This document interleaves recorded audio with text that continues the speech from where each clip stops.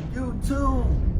What's going on? This is Reginald Lafayette II once again, coming to you with another video on how to pass the Project Management Professional Certification, the PMP. This one was,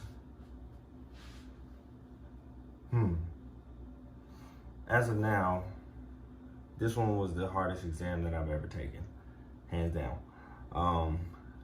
This bad boy is a beast. I'm gonna give you 3 steps. If you follow these steps, you will have a better chance at passing this exam. Man, the reason why it was so challenging was because a lot of the answers on the questions, the way that they word the questions, a lot of the answers didn't seem wrong. Most of the answers on the exam did not seem like the wrong answer. I'll tell you why at the end of the video as a bonus kind of number, a bonus step to actually passing it and how to avoid that trap, because it is a huge trap and you have to avoid it. 3 steps, all right? First step, read the PMBOK cover to cover. The PMBOK, the Project Management Book of Knowledge, Body of Knowledge, is the Bible of Project Management, PMI, Project Management Institute. Seriously, you have to do this.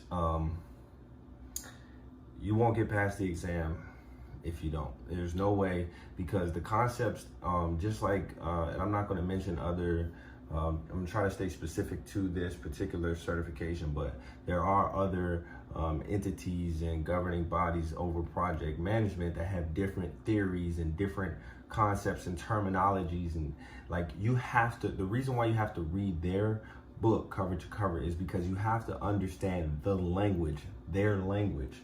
So reading their book will help you learn basically a new language. And so that's what you're doing there. Dang, man, I'm doing all of these videos today. You guys caught me, I'm at home, and I just wanted to jump on and show you guys. I don't have anything I normally have on a watch or a ring or some bracelet or something. I mean, definitely my wedding ring, but with everybody washing their hands because of COVID-19. Anyways, you guys came here, in here to come here with that. Number 1, read that book cover to cover, please.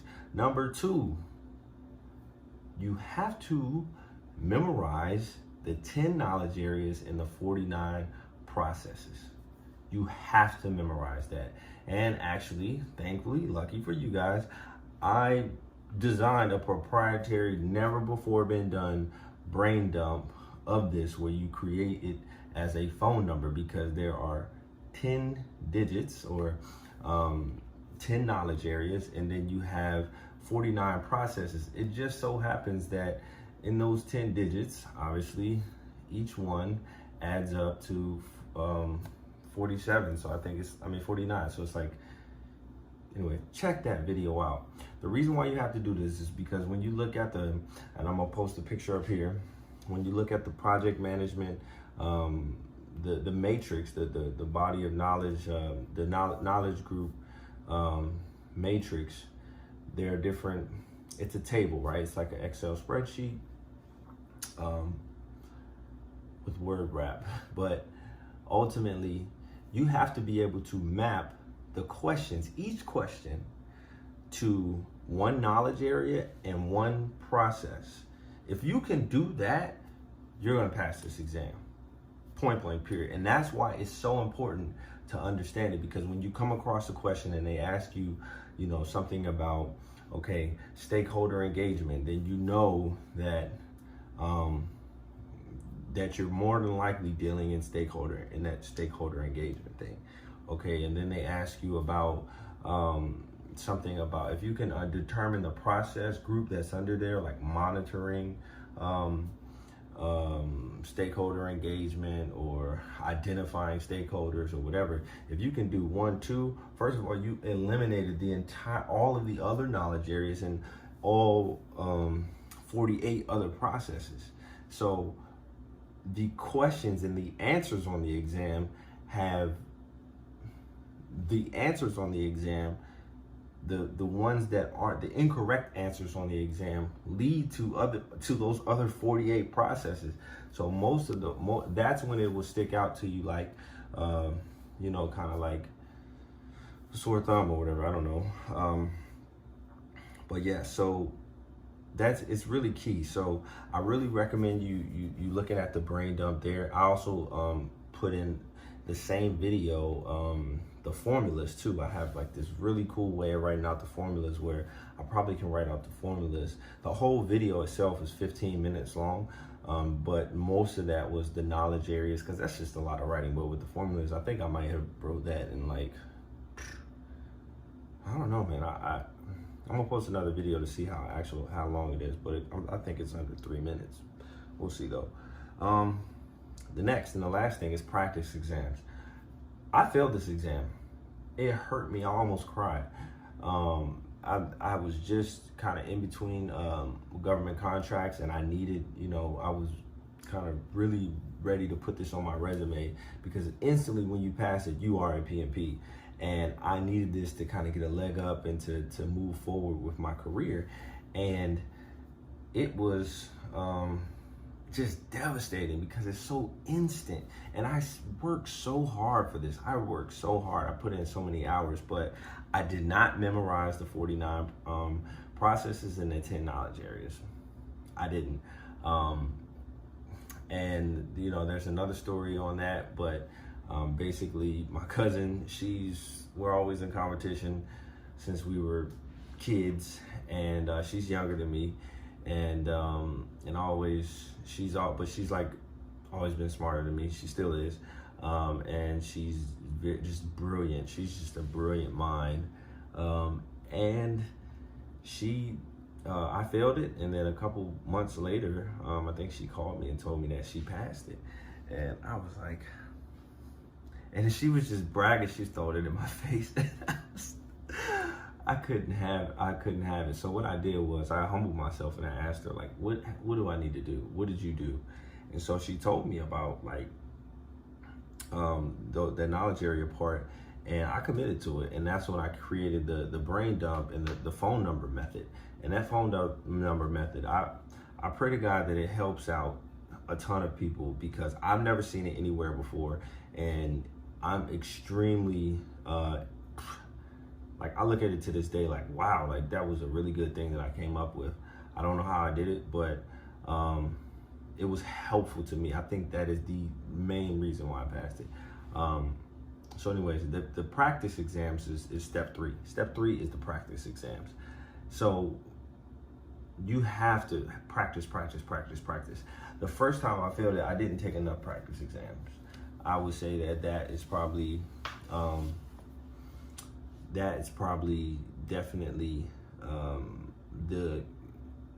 I didn't see enough questions. I took one type of practice exam, and I was, at that time, this was my first certification, and this is why after I failed that one, I now always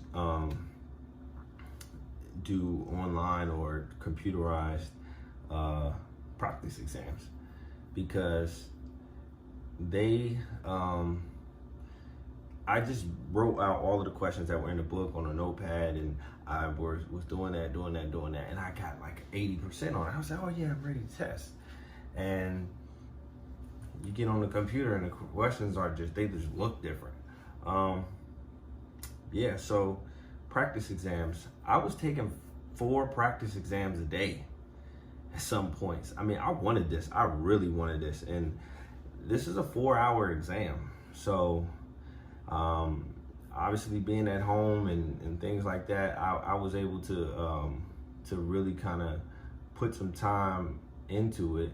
But hey, man, practice exams. So there are a few different websites. Kaplan, I think, has one. And I'll do another video on actual practice exam, the best practice exams for the PMP. I can do some reviews and let you all know what I think about them. But yeah, practice exams. the next thing is, and this is it. I had an advantage of passing the project management exam, to be honest with you, because I was young, I was green, I did not have a lot of project management experience. And in the boot camp that I went to, everyone in there was a lot older than me. They've been working for, I've had this since 2016. I think I got my PMP when I was 26 or 27. I got my PMP, and everyone in there was in their late 30s, 40s, been managing things for a long time. They had a problem because, like I said, the PMBOK, the PMP Project Management Institute, they want things to go their way. Honestly, it's not how it works in the real world. I'll just be honest with you, especially now with Agile and Scrum and all of these other different things. But PMP is still a great exam and it's still highly coveted. But yeah, I'm just gonna be honest with you. Like, I personally think that some of the concepts, I guess it just depends on the industry that you're in. So I won't go that far down that road. But what I will say is that forget everything you know when it comes to project management. Do not come in the door thinking that you know it all, because you will get humbled quickly. Trust me. And I was watching people left and right, and they couldn't even get past the regular practice exams. They were just doing terrible. They couldn't memorize the concepts, and every time the instructor was saying something, they were raising their hand saying, no, that's not how it happens, and this is not how it works. And it's like, listen, you're gonna have a hard time, and you're not gonna pass the exam. And so guess what? I got it, partially because I didn't know anything. So that was kind of my advantage there.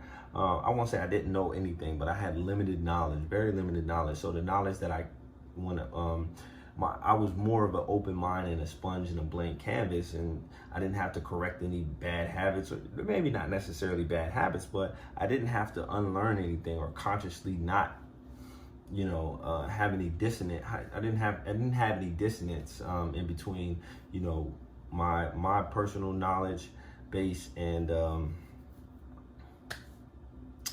what was on the exam. So that's it. I'm gonna keep it short and simple.